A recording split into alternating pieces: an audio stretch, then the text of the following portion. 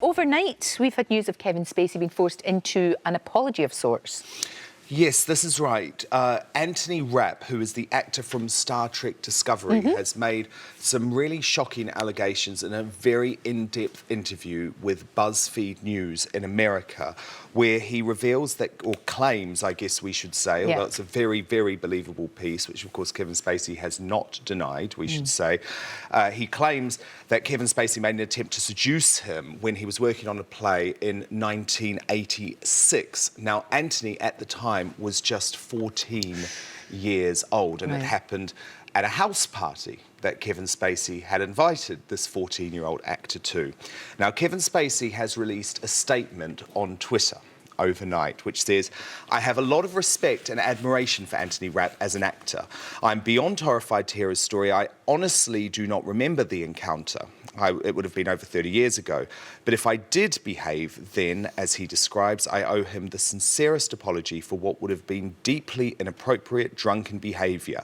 And I'm sorry for the feelings he describes having carried with him all these years." That's because Anthony Rapp says, of course, his stomach churns to this day, and obviously he's in the industry and he's had to see Kevin Spacey, and it's been very horrific for him.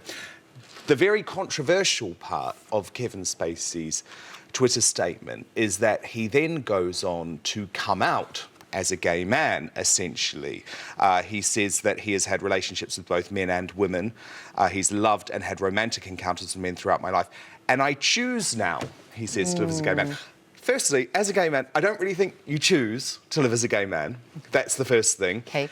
The second thing here is, why are we conflating an allegation of sexual harassment of a minor, a 14-year-old, arguably something close to paedophilia, with being gay? Well, see, this is where I have a massive problem with this. I mean, now he's coming out as gay. By the way, Kevin, we knew it wasn't exactly a secret, was it? But that's got absolutely nothing to do with, with any sort of alleged inappropriate behaviour with a minor. You can't equate, you cannot equate the two. And it's very disingenuous of him to do that. And I personally think this is all about deflecting. And it should be the victims that we're listening to. It'll be very interesting to see what happens now. It will be very interesting to see if there's anyone else comes out. That will be fascinating.